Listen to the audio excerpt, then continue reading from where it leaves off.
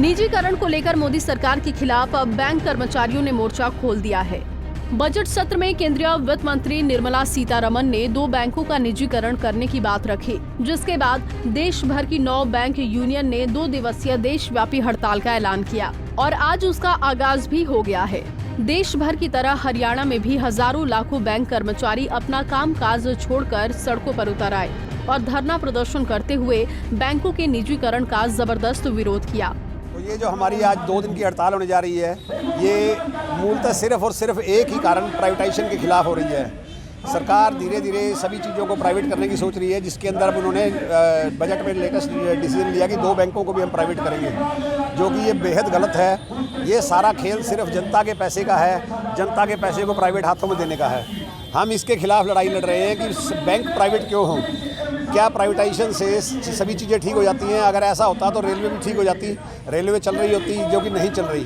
Private railway fail हो गई, उसके बाद धीरे धीरे प्राइवेट चीज़ें बहुत फेल हो रही हैं। प्राइवेट बैंक फेल हो गए, global trust bank, bank of Punjab जैसे 200 से ऊपर प्राइवेट बैंक फेल हो चुके हैं, जिनके बारे में सरकार कोई खबर नहीं देती है। United forum of bank union के आह्वान पर देश भर के करीब 10 लाख बैंक कर्मचारी 2 दिन के हड़ताल पर चले गए हैं और इसका बड़ा असर हरियाणा में देखने को मिला है। बैंकों के निजीकरण को लेकर मोदी सरकार के खिलाफ विरोध की चिंगारी प्रदेश भर में भड़क उठी है। रोहतक, करनाल, जींद, सिरसा, फतेहाबाद और अंबाला जिले की ये तस्वीरें हैं, जहां सैकड़ों हजारों की संख्या में बैंक कर्मियों ने धरना प्रदर्शन किया और मोदी सरकार के खिलाफ जोरदार नारेबाजी की। रोहतक में SBI बैंक के बाहर इकट्ठे हुए कर्मचारियों ने कहा कि बैंकों का निजीकरण न जनता के हित में है और न ही कर्मचारियों के फायदे में है। सरकार निजी बैंकों को फायदा पहुंचाना चाहती है, लेकिन सरकार के ये मंसूबे कभी कामयाब नहीं होंगे। इसी तरह CM सिटी करनाल के सेक्टर 12 में भी कर्मचारियों ने धरना लगाकर सरकार के खिलाफ विरोध की आवाज उठाई और फैसला वापस न लेने पर अनिश्चितकालीन हड़ताल की चेतावनी दी है। इसी कड़ी में जींद, सिरसा, फतेहाबाद और अंबाला में भी बैंक कर्मचारियों ने मोदी सरकार के खिलाफ जोरदार हल्ला बोला और कहा कि सरकार लाभ में चल रहे सरकारी बैंकों के शेयर बेचकर निजीकरण पर उतारू है, जिसका डटकर विरोध किया जाएगा।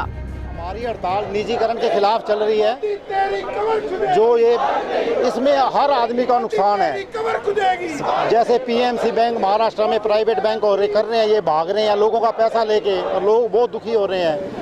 अभी जो कॉर्पोरेट घराने हैं वो यही चाह रहे हैं अभी सरकार प्राइवेट बैंक करे और हमारे हाथों में दे, हम इसको लूटे छुटे, यही है। इसी के लिए हमने आज ये हड़ताल कर रखी है।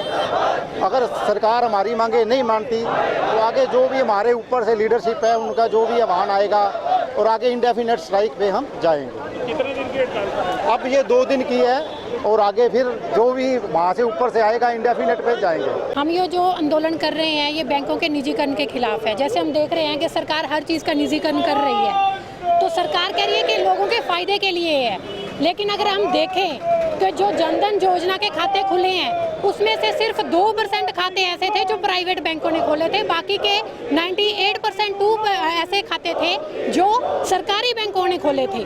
तो अगर सरकार इसमें लोगों का फायदा चाहती है तो हमें नहीं दिखता कि इसमें कौन सा फायदा है, क्योंकि प्राइवेट होगा तो बैंक अपना सिर्फ प्रॉफिट देखेंगे, ना कि लोगों का फायदा। तो गरीब तबका तो एक तरह से दबके रह जाएगा, वो तो खाता खुलवाने से भी जाएगा। तो हमारा ये आंदोलन आगे चलता रहेगा जब तक सरकार इस फैसले को वापस नहीं लेती। 2 दिन की हड़ताल पर गए बैंक कर्मचारियों की माने तो बैंकों के निजीकरण से जनधन के उन खातों पर बुरा असर होगा जो 42 करोड़ खाते सरकारी बैंकों में खोले गए हैं। कर्मचारियों का ये भी कहना है कि निजीकरण से आम आदमी की पहुंच से बैंक दूर हो जाएंगे, आने वाली पीढ़ियों को नौकरी तक नहीं मिलेगी।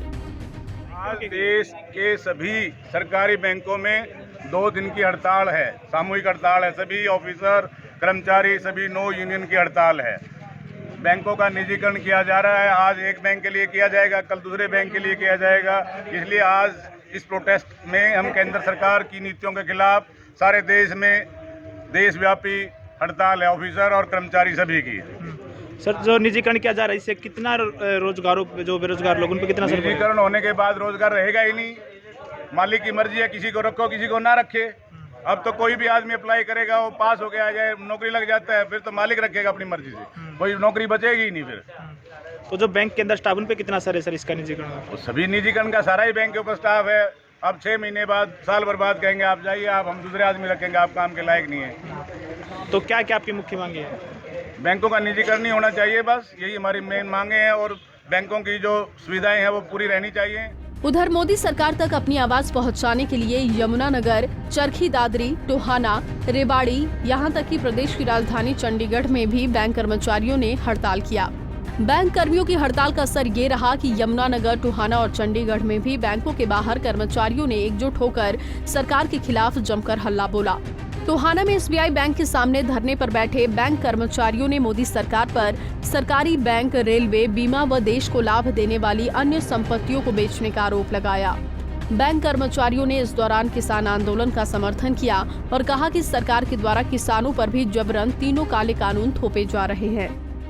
सरकारी विभाग जितनी भी सरकारें आज तक आई हैं, सभी ने कोई ना कोई ऑफिस, कोई ना कोई इंडस्ट्री, कोई ना कोई संस्था पैदा की है, देश में रोजगार पैदा किए हैं, परंतु एक ये ऐसी भ्रष्ट सरकार पहली बार भारत सरकार के अंदर आई है, जो पुराने से पुरानी चलती हुई इंडस्ट्री, देश में जो बेनिफिट मुनाफा कमाने वाली इंडस्ट्री, उन सब को बेच के निजी हाथों में कमान सौंपे जा रहा है। 1947 को देश आजाद हुआ था, आप सभी को मालूम है। अभी हमें आजाद हुए 100 साल भी नहीं हुए हैं, 75वीं सालगिरह मनाई जा रही है, परंतु उससे पहले ही पूरे देश को गुलाम बना दिया है एक भ्रष्ट प्रधानमंत्री ने। ये हम 2 दिन की हड़ताल पे हैं, आज और कल की। ये इसलिए हम हड़ताल पे हैं क्योंकि सरकार ने जो बजट सेशन में कहा था कि वो 2 बैंकों को प्राइवेट करेगी, उसके अगेंस्ट हमने 2 दिन की ये सांकेतिक हड़ताल की है। आज उस हड़ताल का पहला दिन है। ये इसलिए हमने हड़ताल की है क्योंकि हम ये मूव जो सरकार का है उसको अपोज कर रहे हैं।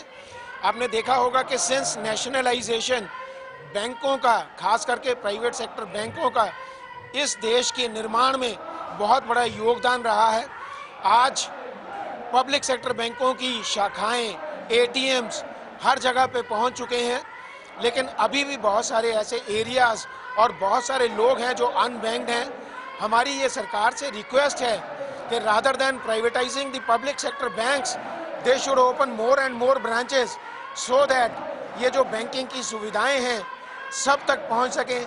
जितने भी लोग अभी तक अनबैंक्ड हैं उनके तक भी ये सारी की सारी सुविधाएं पहुंच सकें। पब्लिक सेक्टर बैंक्स इसलिए बहुत ज़रूरी हैं क्योंकि आपने ये देखा होगा कि रिसेंटली पब्लिक सेक्टर बैंक तो सक्सेसफुली चल रहे हैं, लेकिन प्राइवेट सेक्टर बैंकों में क्या हो रहा है। पंजाब एंड महाराष्ट्र बैंक जो कि मुंबई में सिचुएटेड है, उसमें क्या हुआ, कितने सारे उनके कस्टमर्स को सुसाइड करना पड़ा। उसके बाद में आईसीआईसीआई बैंक में क्या हुआ, उसकी चेयरमैन ने एक बड़े कॉरपोरेट घराने के साथ मिल करके अपने हस्बैंड को फेवर दी। उसके बाद में एक्सिस बैंक में क्या हुआ, उसके बाद में येस बैंक में क्या हुआ, और जब येस बैंक डूबने की कगार पे था तो वहाँ पे पब्लिक सेक्टर बैंकों की मैनेजमेंट से एक्सपीरियंस्ड आदमी निकाल करके उनको संभालने का जिम्मा उनको दिया गया। ऐसा इम्पोर्टेंट रोल जो है वो पब्लिक सेक्टर बैंक्स इस देश में निभा रहे हैं। इसलिए ये बहुत ज़रूरी है कि पब्लिक सेक्टर बैंक्स वो रहें, वो इस देश की रीढ़ की हड्डी हैं। 2 दिन की देशव्यापी हड़ताल करके बैंक कर्मचारियों ने अपना रोष तो सरकार तक पहुंचा दिया है। अब सरकार पर इसका कितना असर पड़ेगा ये आने वाला वक्त ही बताएगा। हालांकि बैंक कर्मचारियों ने भी अपनी मांगों के समर्थन में आर पार की जंग का ऐलान कर दिया है और सरकार को 2 टूक शब्दों में चेतावनी दे दी है कि सरकारी बैंकों को निजी हाथों में नहीं जाने दिया जाएगा, फिर चाहे इसके लिए कितना बड़ा आंदोलन क्यों न करना पड़े। बता दें कि रविवार के बाद 2 दिन की बैंक हड़ताल से आम लोगों को काफी समस्याएं आ रही हैं और इससे करीब 400 करोड़ रुपए का लेन देन प्रभावित भी हो रहा है। ऐसे में अब देखना होगा कि इस हड़ताल के बाद क्या सरकार अपना फैसला वापस लेगी या फिर देश में एक और बड़ा आंदोलन चलेगा। रोहतक से दीपक भारद्वाज, करनाल से केसी आर्य, जींद से अनिल कुमार, सिरसा से सतनाम सिंह, फतेहाबाद से रमेश भट्ट, अंबाला से अमन कपूर, यमुनानगर से सुरेंद्र मेहता, टोहाना से सुशील सिंगला, रेवाड़ी से मोहिंदर भारती, चंडीगढ़ से चंद्रशेखर धरनी, चरखी दादरी से नरेंद्र कुमार, पंजाब केसरी टीवी।